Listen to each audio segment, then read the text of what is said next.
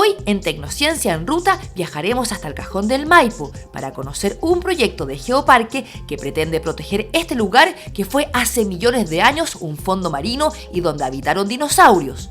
Iremos hasta Osorno para ver cómo desde el patio de una casa se han extraído fósiles de Gonfoterio, un antepasado del elefante, y también restos humanos que son los más antiguos de Sudamérica con 14.000 años. Visitaremos la reserva Huilo Huilo para conocer el trabajo de conservación de dos especies en peligro de extinción, la ranita de Darwin y el huemul del sur.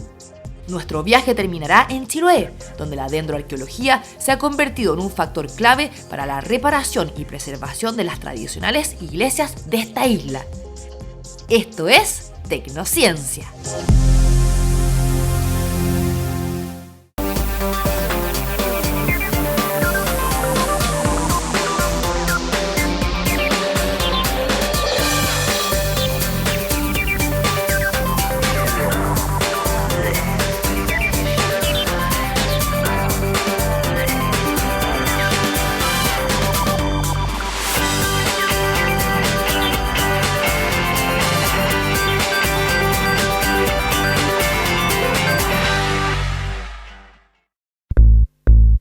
Comenzamos nuestra ruta científica en la región metropolitana, donde veremos cómo se trabaja para preservar el valioso patrimonio geológico del Cajón del Maipo. Luego iremos hasta Osorno, en la región de los lagos, donde visitaremos el circuito de paleoturismo de Pilauco, donde se han realizado hallazgos de megafauna y de antiguos asentamientos humanos. En la región de los ríos iremos a la Reserva Biológica Huilo Huilo, dedicada al turismo sustentable y la conservación de especies como el huemul del sur y la ranita de Darwin. Y finalmente llegaremos hasta la isla de Chiloé para conocer cómo se trabaja en la restauración de sus tradicionales iglesias gracias a la dendroarqueología. Acompáñanos en este viaje. El Cajón del Maipo es uno de los lugares emblemáticos turísticos de la región metropolitana, pero muy poca gente sabe que aquí hay una gran riqueza geológica y también paleontológica. De hecho, Charles Darwin pasó por este lugar y fue uno de los lugares que más le llamó la atención de toda Sudamérica por estas terrazas. Quiero invitarlos a que me acompañen a conocer más de la ciencia que se está haciendo acá.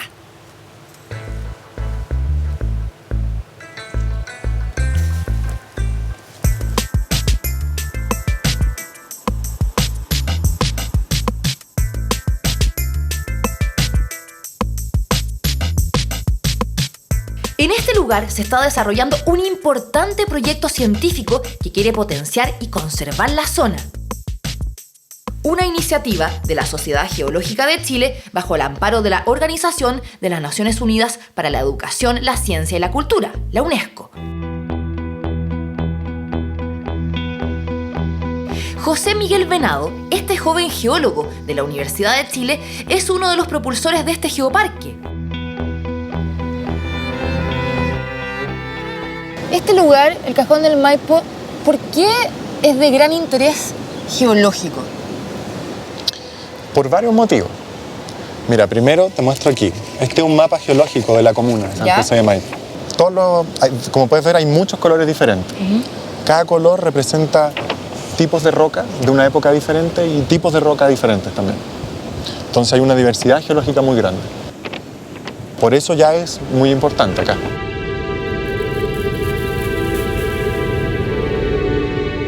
Empezamos el recorrido por algunos de los geositios de interés que pretende dar a conocer y potenciar el proyecto Geoparque en el Cajón del Maipo. Uno es el Plutón de Gabriel y la Formación Abanico. Acá se ve claramente una anómala coloración rojiza. Aquí hay varias cosas de interés. Primero, decir que hay una parte que está roja. Sí. Pero después más para allá no está rojo. Sí. También decir que toda esta parte de aquí del cerro tiene capas. ¿Ya? Pero San Gabriel, que está allí a la izquierda, no tiene capas. Eso es porque este cerro se formó por depositación de material. En cambio, San Gabriel se formó debajo de la tierra y después subió. Ah, se formaron de forma distinta. De forma distinta. ¿Y por qué están de forma pareja igual? O sea, aquí hay estrato, pero en San Gabriel no.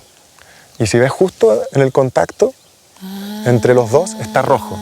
Claro. ¿Por qué tú crees que está rojo? No sé.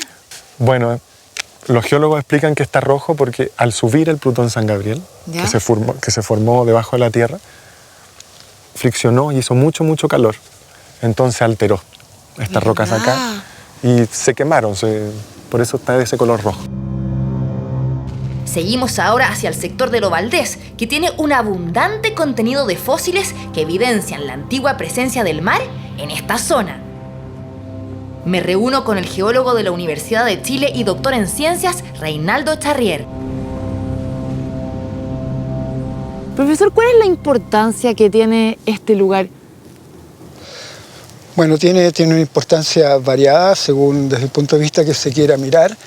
Por ejemplo, para los geólogos esta localidad con estos estratos tan espectaculares, verticales, de distintos colores que son calcáreos y que tienen fósiles marinos, nos están indicando que el mar llegó en épocas pretéritas hasta la frontera con Argentina e incluso pasó más allá de la frontera. O sea, todo esto estaba cubierto por mar. Esto estaba cubierto por mar. ¿Y eso hace cuántos millones de años estamos hablando? Digamos 150. ¿Y cómo pasa eso? O sea, ¿cómo el mar llega hasta acá y ahora ya no está? Bueno, obviamente era una situación distinta a la que hay hoy día. Y en cierto sentido ocurría algo similar a lo que pasó hoy día. Había una placa oceánica, hoy día es la placa de Nazca, que se hunde bajo el continente. En esa época era otra placa. Y esa es una placa que era muy antigua, muy densa, muy fría, que tendía a irse con mucha rapidez hacia abajo, hacia el fondo de la Tierra. Y eso hizo que el continente se pudiera ensanchar, estirar, extender, y eso hizo que bajase su nivel, permitiendo que el mar llegara hasta por acá.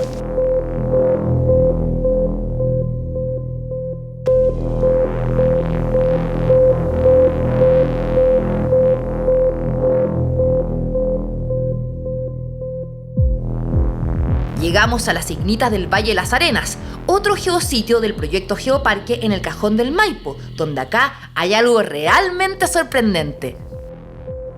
¿Cómo llegaron todas estas grandes rocas a este lugar? Yo supongo que aquí hubo derrumbes grandes de las laderas del cerro,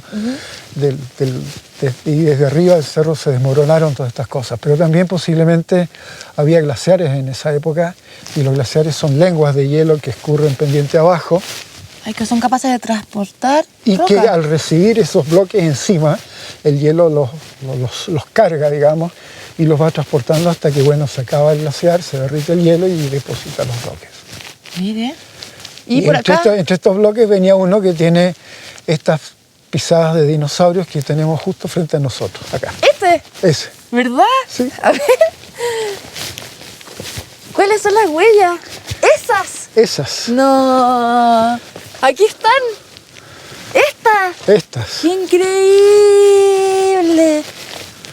Esa y esa de ahí. Sí. ¿Y esta también? Posiblemente, no lo sé. ¿Pero y cómo se puede saber que son de dinosaurios? Por la forma de la pisada. Estas huellas de dinosaurios son probablemente del orden Sauropoda. Los saurópodos eran de enormes proporciones, los cuales exhibían un característico cuello muy largo, una cabeza pequeña, patas gruesas y una cola robusta. Esta especie vivió desde el Triásico superior hasta el Cretácico superior, es decir, hace aproximadamente 210 y 65 millones de años en lo que hoy es América, Asia, Europa, África, Oceanía y la Antártica. Eran herbívoros y también cuadrúpedos. Pero esto en algún momento fue terreno más blando que el dinosaurio habrá pisado. Tiene que haber sido terreno, era barro, digamos. Y ahí tenemos señales, esas ondas que se ven en la superficie de la laja esta, indica que en algún momento hubo agua y hubo un viento o una corriente que hizo que estas aguas formaran esas ondulitas, se llaman. Todo eso que se ve ahí. Eso que se ve ahí, efectivamente. ¡Qué increíble! O sea que aquí había un gran lago, no muy profundo, por supuesto, por lo menos la costa de un lago, y el dinosaurio, el animal, caminó por esos lugares y dejó sus pisadas en el barro, hundidas en el barro. Y mientras Reinaldo Charrier me sigue explicando el origen de estas huellas de dinosaurio, nos cae una sorpresa. Profesor, está nevando. Sí, así fija? parece, sí. El tiempo se está poniendo Ahí cada se vez está peor. cayendo, sí. Claro, claro. Vamos a quedar en blanco. Sí, lo vamos a tener que ir luego al sur, porque si no... Este material barroso, que era un material arcilloso, muy fino, se fue secando en el momento posterior a su depositación, una vez que el agua de ese charco se evaporó y se formaron una serie de grietas cuando este material se secó. Pero aparentemente, en ese momento, cuando el material era blando todavía, cayeron gotas de lluvia. Y ahí se ven las marcas de las gotas de lluvia. ¡Qué increíble! Y las vemos en todas partes. Oh, hasta ese registro del Exacto, clima de ese exacto. momento tiene esta roca. Qué valiosa toda la información. Absolutamente.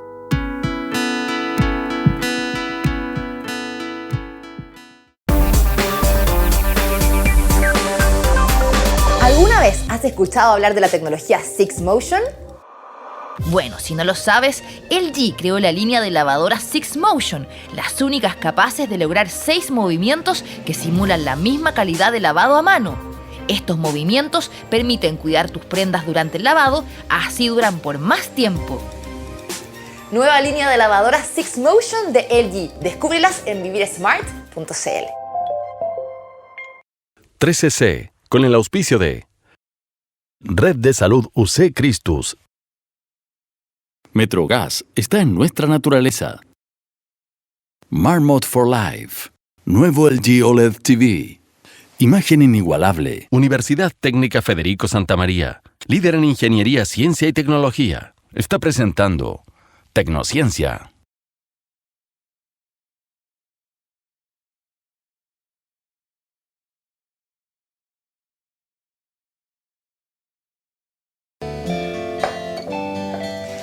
Los metroambientalistas no solamente cuidamos el medio ambiente al preferir la energía limpia del gas natural, también realizamos otras acciones para cuidar el planeta, como reciclar.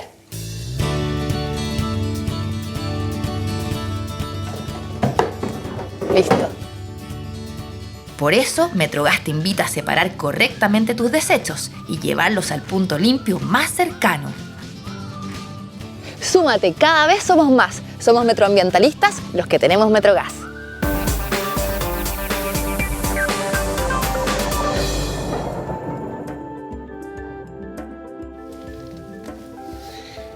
Vengo llegando a la ciudad de Osorno, en la región de los lagos, donde estoy a punto de vivir una de las experiencias más interesantes que me ha tocado en Tecnociencia.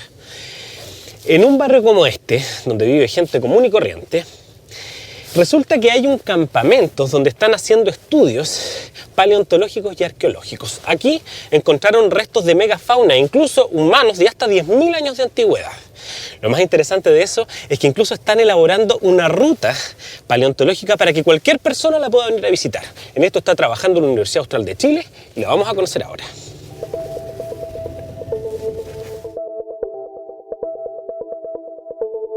Este sector se llama Pilauco y en él se respira la calma típica de una ciudad de provincia.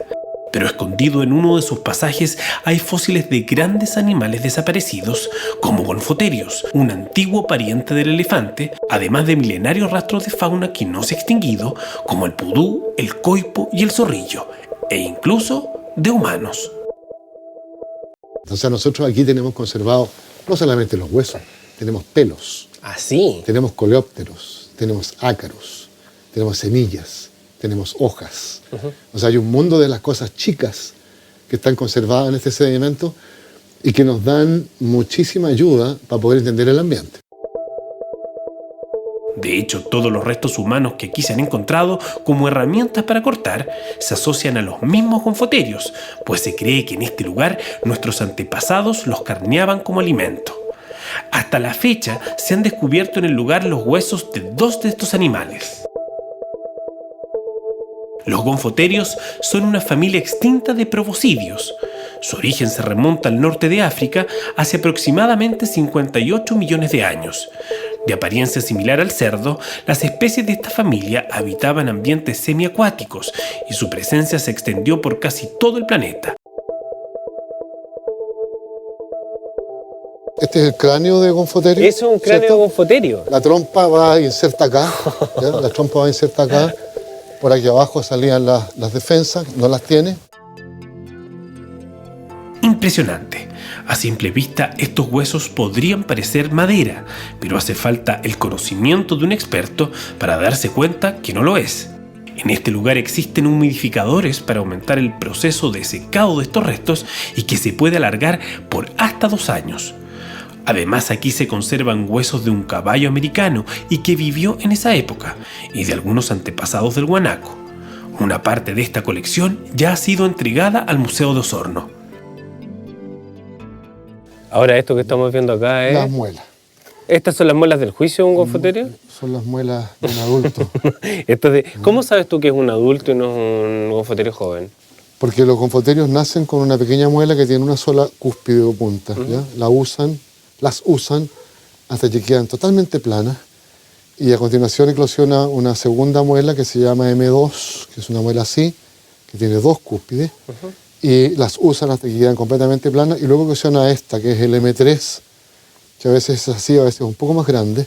Y esta está siendo usada. Cuando murió estaba siendo usada. Este es un animal adulto, pero en la plenitud de sus capacidades. No es un viejo, no es un anciano. Porque no está tan gastada su... Porque no está totalmente gastada, sí. Pilauco en Osorno es un sitio único. Aquí se han encontrado restos de megafauna de más de 10.000 años de antigüedad, pero también día a día se develan las huellas que el hombre dejó en esos años e incluso antes.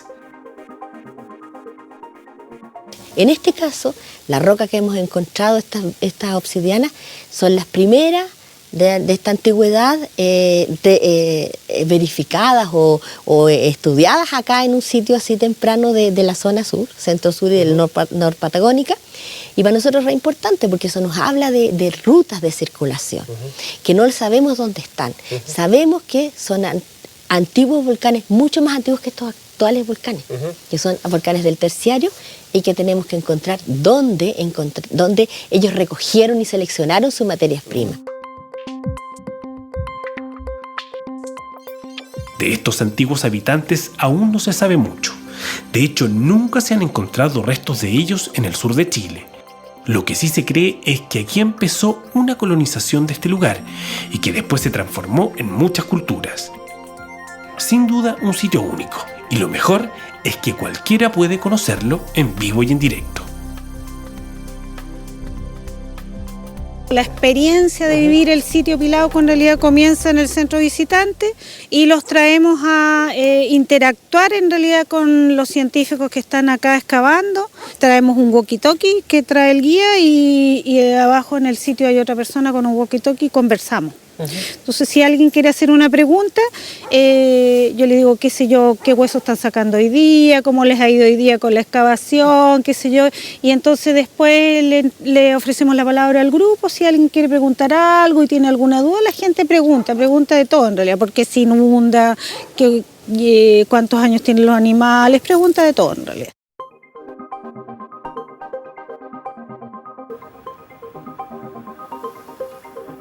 Dicen que para entender el presente hay que conocer el pasado, y esa es la labor que se está realizando con este proyecto. Una idea que pretende aportar en cómo todas las personas entendemos y abordamos la ciencia en Chile. Y si queremos ahondar un poco más, a pocos minutos de este lugar se encuentra el Parque Pleistocénico Chuyaca, y que cuenta con reproducciones en tamaño real del gonfoterio, entre otros animales que vivieron hace 14.000 años atrás en esta zona. Definitivamente una experiencia de otra época.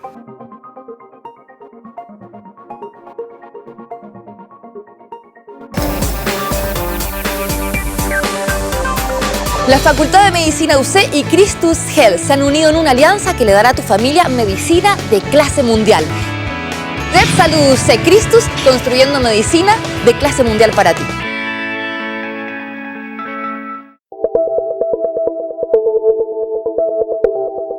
Dar pruebas con lápiz y papel es parte del pasado.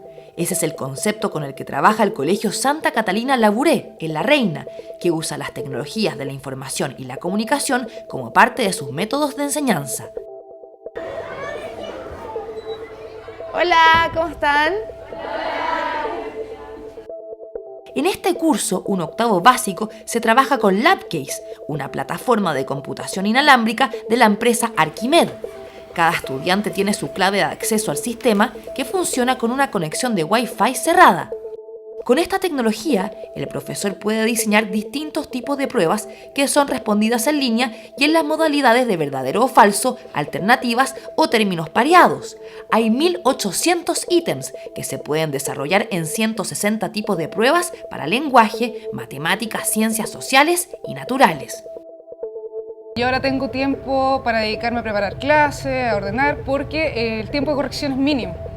Yo antes me demoraba 3-4 horas y me podía demorar 2 semanas en tenerle las pruebas, ahora yo se las tengo en 3 minutos, a la clase siguiente se las puedo mostrar. Veamos cómo me va en esta prueba de historia. ¿Estamos listas ya? Sí. Ya. Ahora que están listas, van y ubican el icono que dice Activa Estudiante y le hacen clic.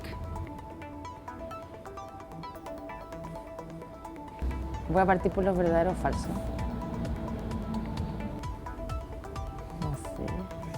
Las respuestas se envían como si fueran mensajes o correos. La profesora va viendo en línea cómo avanzan sus alumnas y en menos de 20 minutos la prueba está terminada y con resultados a la vista. Los verdaderos y falsos, los que tuvieron mayor porcentaje de logros, son el 96%, es decir, la mayoría logró casi responder la pregunta. Y por último, un 75% de ustedes son capaces de analizar o saber perfectamente cuáles son las consecuencias de la reforma. ¿Cómo les ayuda en eso? Nos evita así como la ansiedad, así como la... ¿De esperar la nota? Sí, la depresión. La depresión. ¿Cómo me fue a mí en esta prueba? Es, por cierto, lo menos relevante. Pero el beneficio que primero salta a la vista es el sustentable, porque no se requiere papel para contestar. Y la segunda ventaja es cómo se acortan los tiempos y se aceleran los tiempos de evaluación y de aprendizaje. En un principio pensamos que esto va a ayudar a la motivación de los alumnos y también a lograr con ello aprendizaje significativo. Estamos hablando de una cultura digital, de una era digital y de un vocabulario en común. Ingenieros informáticos, diseñadores y pedagogos trabajan en Arquimed en el diseño de herramientas de enseñanza, donde el acento se pone en la interactividad y no solo en el traspaso de contenidos.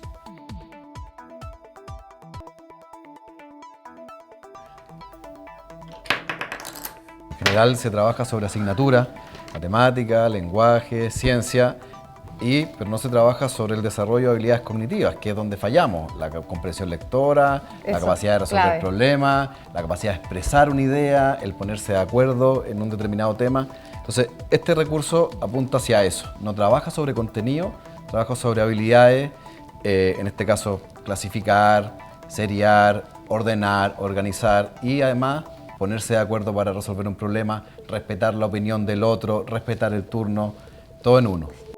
Productos para adquirir conocimientos y destrezas y aprender también cómo debería ser la educación del futuro.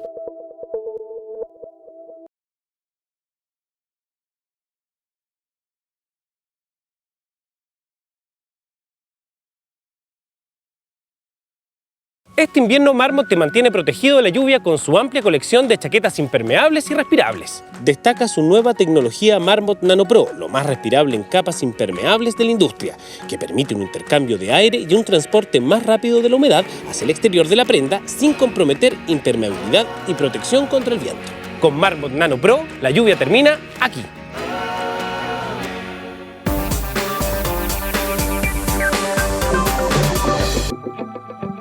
Comenzamos nuestra travesía por la Reserva Biológica Huilo Huilo en el sur de Chile, ubicada en el kilómetro 55 del Camino Internacional de Panguipulli, entre las localidades de Neltume y Puerto Fui, en la región de Los Ríos. Está a 1 hora de Valdivia en auto o a 3 de Temuco. Este maravilloso lugar de gran interés turístico y científico es un área natural protegida por la UNESCO. Incluye parte de los faldeos orientales norte y sur del volcán Mochochohuenco y la ribera del lago Pirihueco. Acá habitan especies endémicas, es decir, únicas de la zona, y donde la Fundación Huilo Huilo hace un importante trabajo de conservación de animales que están en peligro de extinción, como el huemul del sur, y también en vulnerabilidad, como la ranita de Darwin.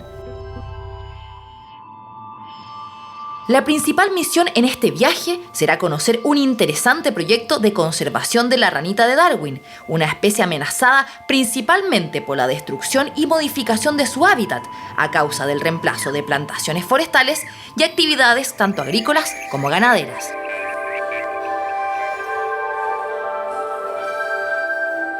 Dani, la ranita de Darwin tiene su nombre, obviamente, por Darwin, me imagino, ¿no? Sí, Charles Darwin fue la primera persona que las encontró en su primer viaje por el mundo.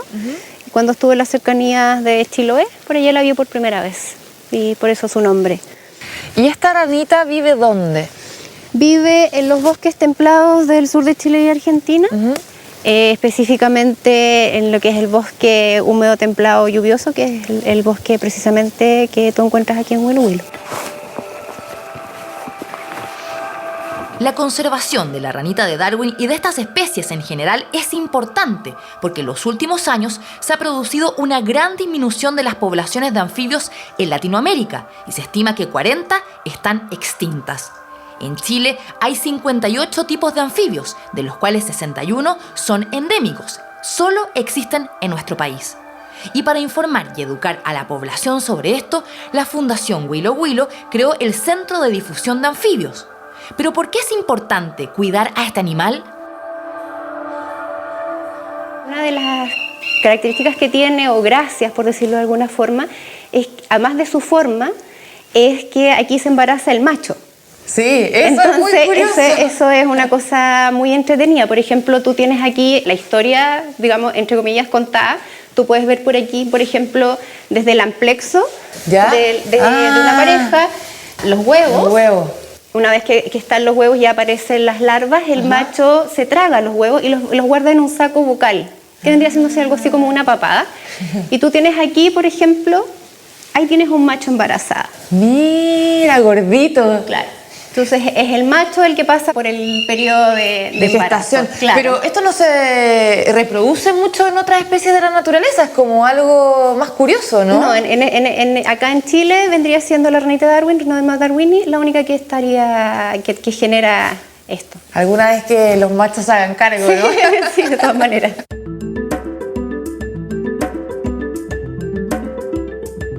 La ranita de Darwin se caracteriza por una particular prolongación nasal y por su pequeño tamaño, que va desde los 0.4 a los 3.2 centímetros. También tiene una alta variabilidad de coloración y diseño semejante a la hojarasca del bosque y un canto que se parece a un piar. Su piel es lisa y su color oscila desde el verde brillante al café. Este anfibio se alimenta de insectos pequeños y habita cerca de los árboles como alerces, siempre cerca del agua.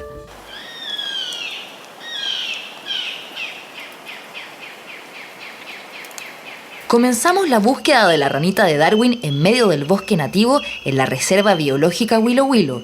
Este pequeño anfibio es muy difícil de encontrar, ya que se mimetiza con las hojas y su diminuto tamaño hace que sea más difícil esta misión.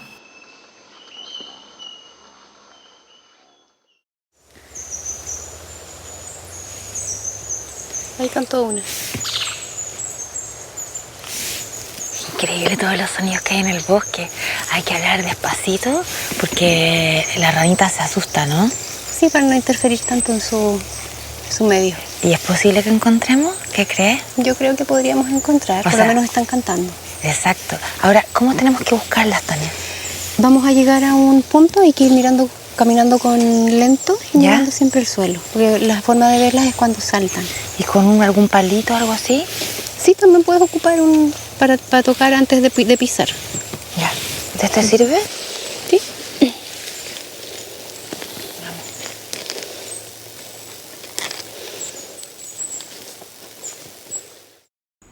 Este animal es tan pequeño que tiene una muy baja movilidad. Se desplaza en un espacio de 2 metros cuadrados. Los científicos han ido marcando con banderas de colores los lugares donde han encontrado a la ranita y así la monitorean.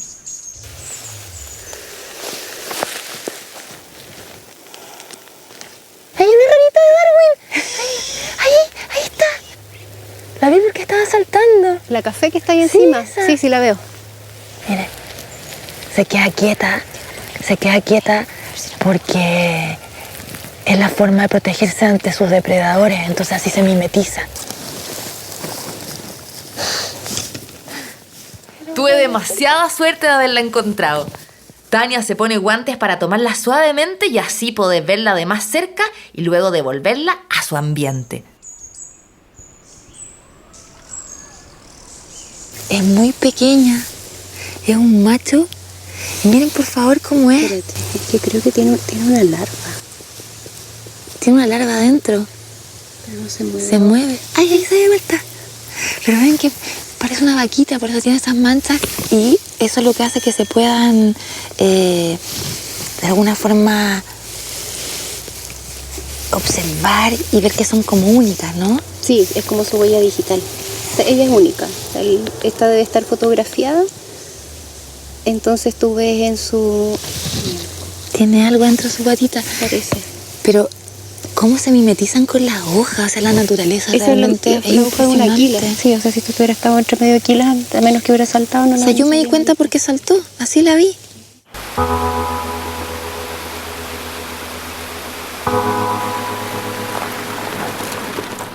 Ya llegamos al centro de reproducción del huemul del sur. Como ustedes ven, todo este cerco es donde están por ahora en cautiverio en este proyecto que se está haciendo acá. Hay 16, así que vamos a ir a buscarlo y a ver si tenemos suerte de encontrarlo.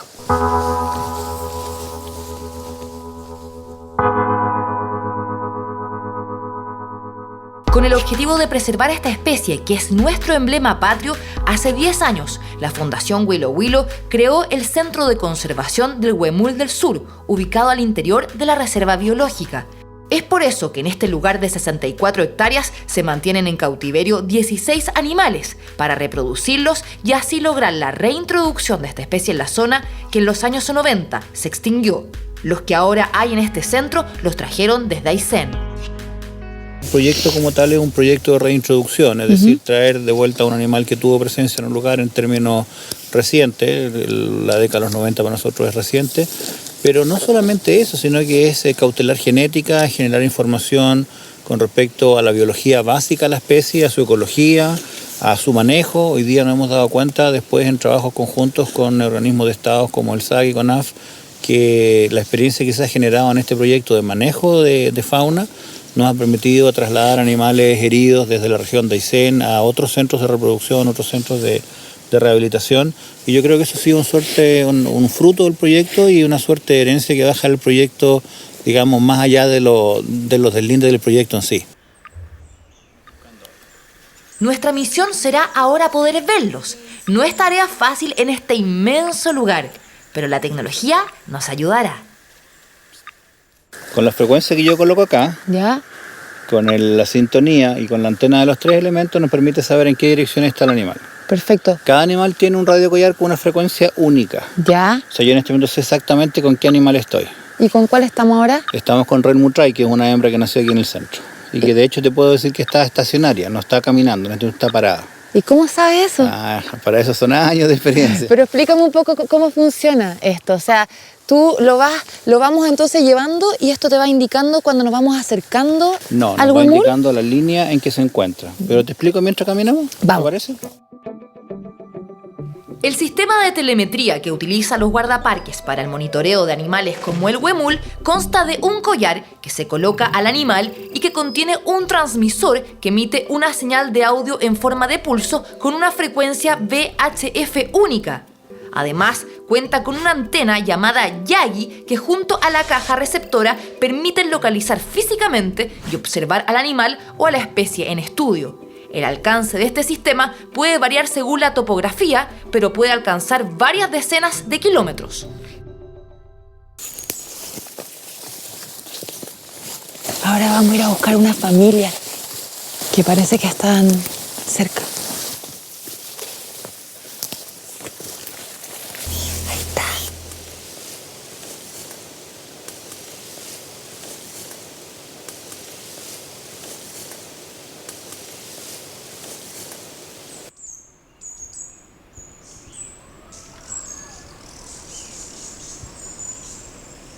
Allá atrás está el cervatillo.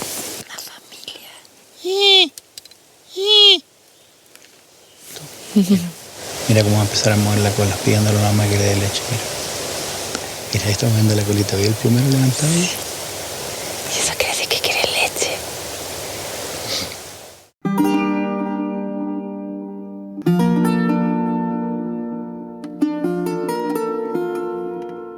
El huemul es una especie endémica del sur de Chile y Argentina, catalogada en peligro de extinción por la Unión Internacional para la Conservación de la Naturaleza en 1973. A pesar de que se desconoce el número total de ejemplares existentes, su población actual se estima en solo 1.500 especímenes. Las amenazas que afectan a esta especie son múltiples y el principal responsable es el hombre. Las causas son la industria ganadera y forestal, la cacería ilegal y las enfermedades transmitidas por el ganado y también por los animales domésticos como el perro.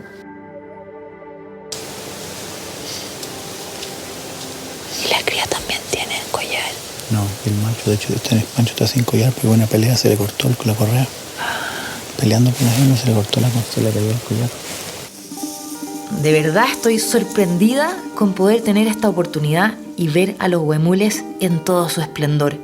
Es acá donde uno visualiza y valora el trabajo que hacen expertos para conservar a esta especie y así evitar que desaparezca para siempre por nuestra culpa.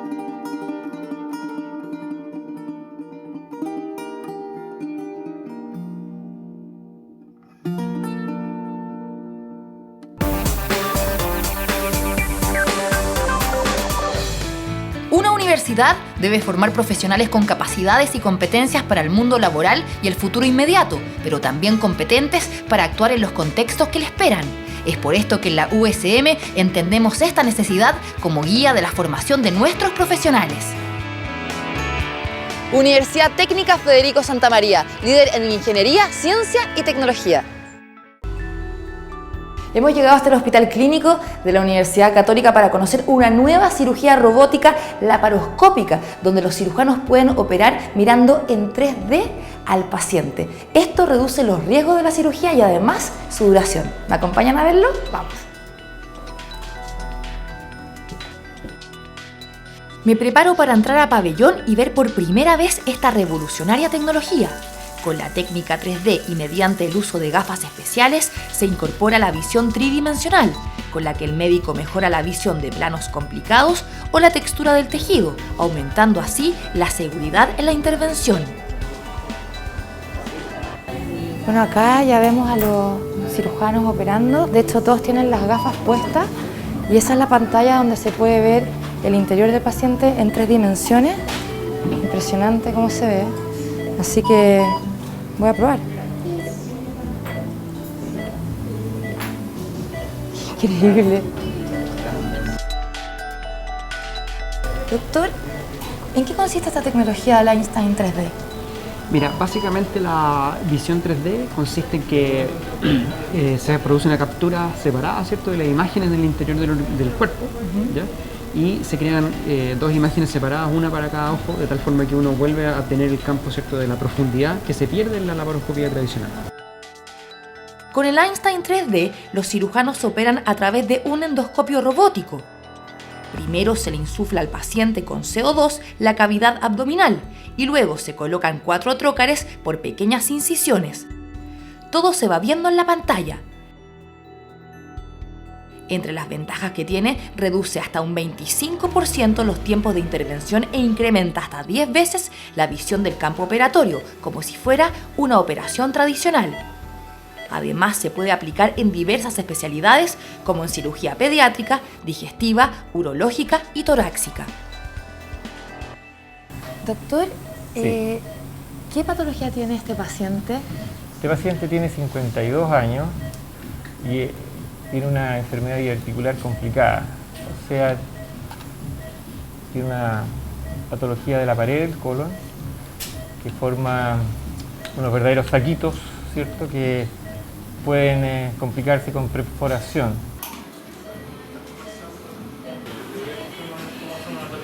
Aquí tenemos 2 monitores, ¿ves el monitor de al lado? Sí, ese más chiquitito. Claro, este muestra grande. la visión como la vemos sin ser tridimensional. Sí. Y es completamente distinta. Ay, impresionante la diferencia, cómo se ve. La profundidad de campo. La profundidad.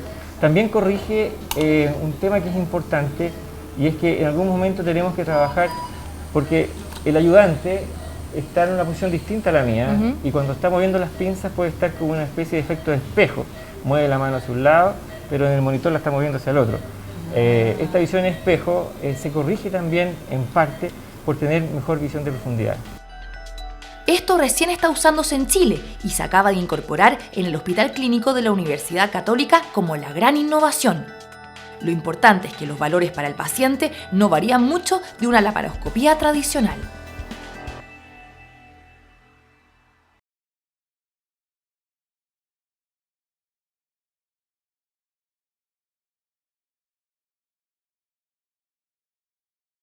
.3cc, con el auspicio de Red de Salud UC Christus. Metrogas está en nuestra naturaleza. Marmot for Life. Nuevo LG OLED TV. Imagen inigualable. Universidad Técnica Federico Santa María. Líder en ingeniería, ciencia y tecnología. Está presentando Tecnociencia. Cuando se trata de volar, mi opción siempre es Sky Airline. No solo porque es una aerolínea que cada día te permite viajar a distintos destinos entre Arica y Punta Arenas, sino porque además realiza vuelos a Argentina, Bolivia, Perú, Colombia y Brasil. Siempre con las mejores conexiones y el mejor servicio a bordo. Sky Airline, la aerolínea de Tecnociencia.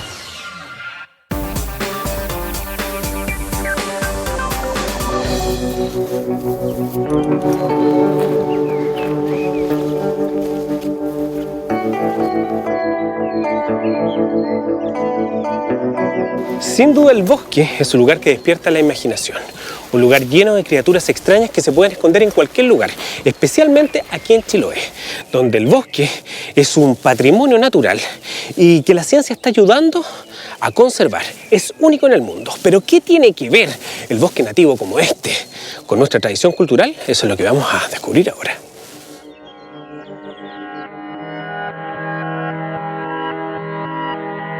La cifra es impresionante y para muchos desconocida. En Chiloé hay más de 60 iglesias construidas solo con madera nativa y con muy pocos clavos. 16 de ellas fueron declaradas Patrimonio de la Humanidad por la UNESCO por su representativo estilo arquitectónico y además porque han sido cuidadosamente reparadas. Ello también avala a estas reliquias como un símbolo vivo de religiosidad, así como de las ricas tradiciones de esta tierra y por sobre todo de la unión de la comunidad chilota con el fin de protegerlas.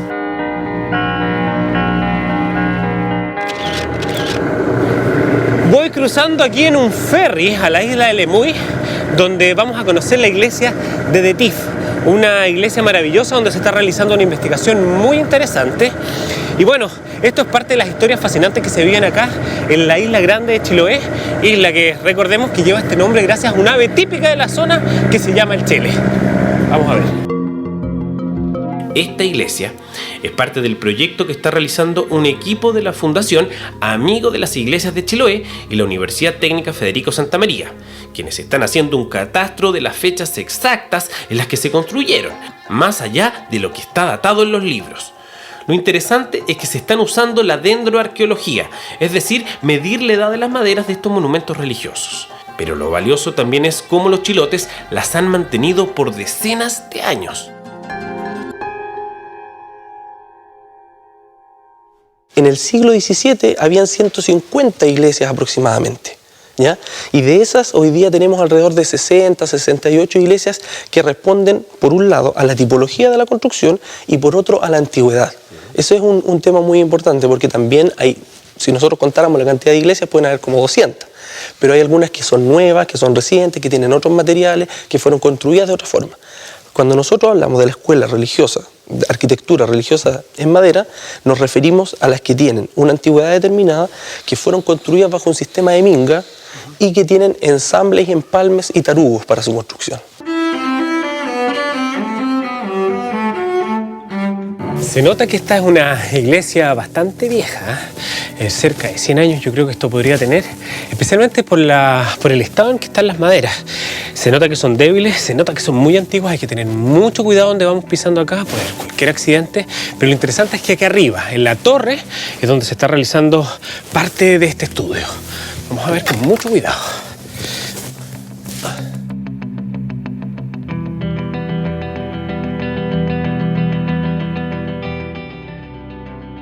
Mira, lo que hacemos aquí, en este lugar, es obtener una muestra de madera de las piezas lo más rústico posible que encontremos en la iglesia. En este caso, en The Tiff ya han restaurado todo el techo, entonces lo único que nos va quedando de madera antigua son los pilares. Perfecto. Entonces los pilares que vienen desde abajo, aquí ya están expuestos y podemos nosotros tomar una muestra de alguna de estas caras. Idealmente buscamos muestras que tengan el último anillo de crecimiento, el más cercano a la corteza. Tú sabes que los árboles, el anillo más reciente es el que está justo detrás de la corteza. En este caso no es posible obtenerlo, pero vamos a tener una fecha aproximada. Pero para restaurar y preservar adecuadamente edificios como estos es muy importante descubrir no solo cómo fueron construidos y con qué maderas, sino también en qué época. No olvidemos que muchas veces los documentos originales que registran los datos de la construcción de la iglesia se pierden y los relatos de la gente no suelen ser muy fidedignos. Y la respuesta parece estar en la madera, que puede conservarse por cientos de años.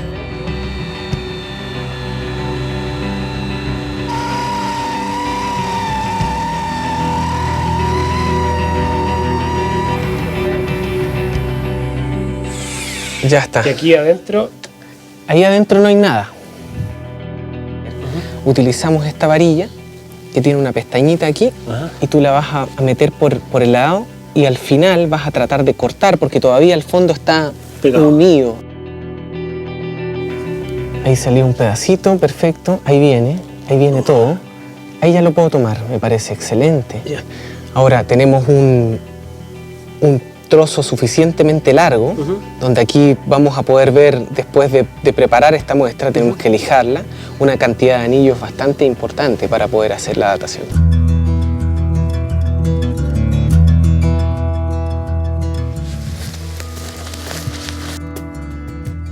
Después de sacar una muestra de la iglesia en The Tiff, ahora debemos compararla con una de ciprés de este bosque. Si calzan, ya sabemos de dónde se extrajo la madera hace decenas de años para la construcción. ¡Increíble! ¿Por qué es tan difícil pillar un ciprés?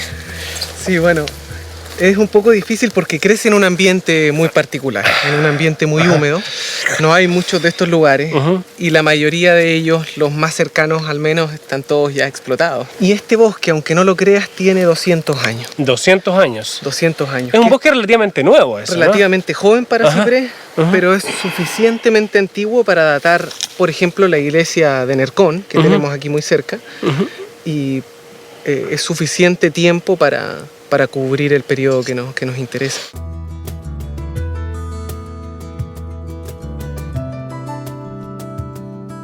Aquí tenemos una muestra fresca de nuestro árbol, digamos. ¿Y te das cuenta de que ahí está el centro? Ahí está el centro. Es una perfecta muestra. Tienes toda la edad del árbol aquí. Increíble, de hecho. Ya eres todo un dendrocronólogo. Ya soy un dendrocronólogo. Ahora, para averiguar, tengo que lijar esto, ¿no? Para saber con mayor detalle. Claro. Y vemos si es que tenemos algún resultado. Esta muestra entonces la guardamos. Por supuesto. Y la llevamos a análisis. Sí. ¿Se puede decir algo así a simple vista de cuánto tiempo tiene, cuándo fue que se extrajo la madera para poder construir la iglesia? De esta muestra no. Sin embargo, de estas otras, que es también ciprés de las Huaytecas, aquí tenemos 4 muestras de 4 piezas distintas de madera, de los pilotes de la iglesia, es decir, de los que sostenían el piso. Ah, ok.